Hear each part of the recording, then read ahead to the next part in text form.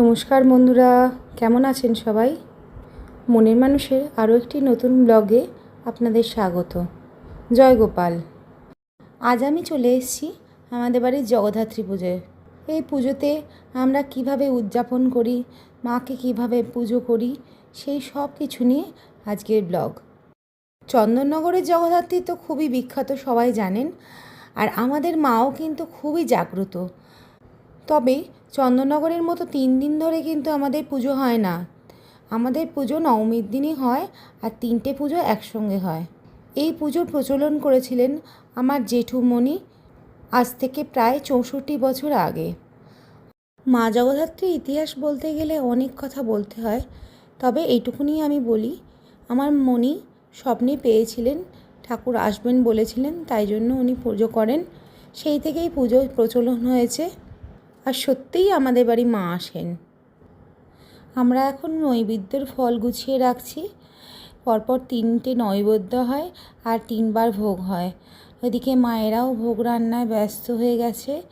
হ্যাঁ, এতগুলো ভোগ রান্না সে তো মুখের কথা নয়, আবার মা খাবে বলে কথা। মায়ের জন্য তো অনেক আয়োজন করতে হবে, তাই না? বহু ভক্তরা পুজো দিতে এসছে, আর একে একে পুজোগুলো আমি করিয়ে দিচ্ছিলাম, যাতে হাতে হাতে করে দিতে পারি, তাড়াতাড়ি হয়। এতগুলো পুজো একসঙ্গে করানো খুব শক্ত, তাই জন্য তাড়াতাড়ি করছি। এদিকে কুমারীরাও সেজেগুজে রেডি। আমাদের বাড়িতে প্রতি বছরই 3টে 2টো এইভাবে কুমারী করানো হয়। যখন যে বছর যেরকম কুমারী থাকে, এবছর 3জন কুমারী সেজেছে, তাদের পুজো হচ্ছে। রজত রাগ বস্ত্রাম্বিদাং হিরণ্যকুল ভূষণাং ভুবন বাক কুমারিং ভজে নম ইদম ধ্যান পুষ্পম। এর নাম কুব্জিকা। এরকম কুব্জিকারোপি কৌমার্জয় নম।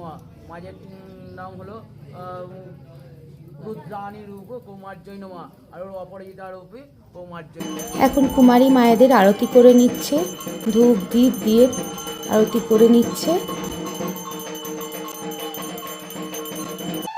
এখন চলছে ধুনো পোড়ানো। স্নিগ্ধা বৌদি এখন ধুনো পোড়াতে বসেছে।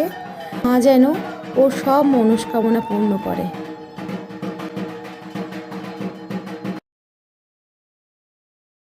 এবার আমরা 108 প্রদীপ জ্বালাবো।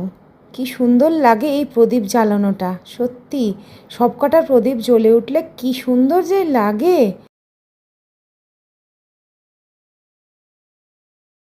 মায়ের চরণে আমরা সবাই মিলে পুষ্পাঞ্জলি দিতে বসে পড়েছি।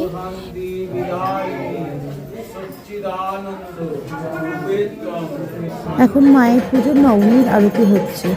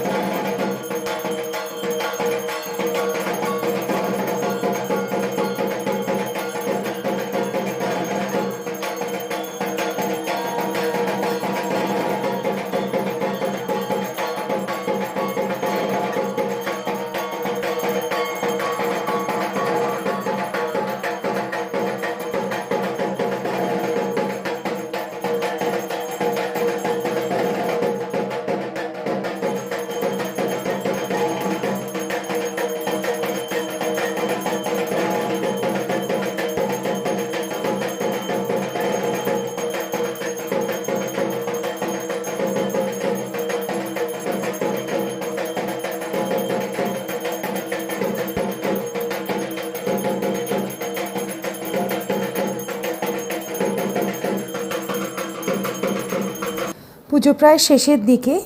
এবার হোম হয়ে গেলেই পুজো শেষ। একটা বছর আবার প্রতীক্ষা করতে হবে মায়ের জন্য। এখন সন্ধ্যা আরতি হচ্ছে, মায়ের ভোগ আরতি হচ্ছে সন্ধ্যাবেলায়। মা আসছে আসছে, এই প্রতীক্ষাটাই যেন ভালো।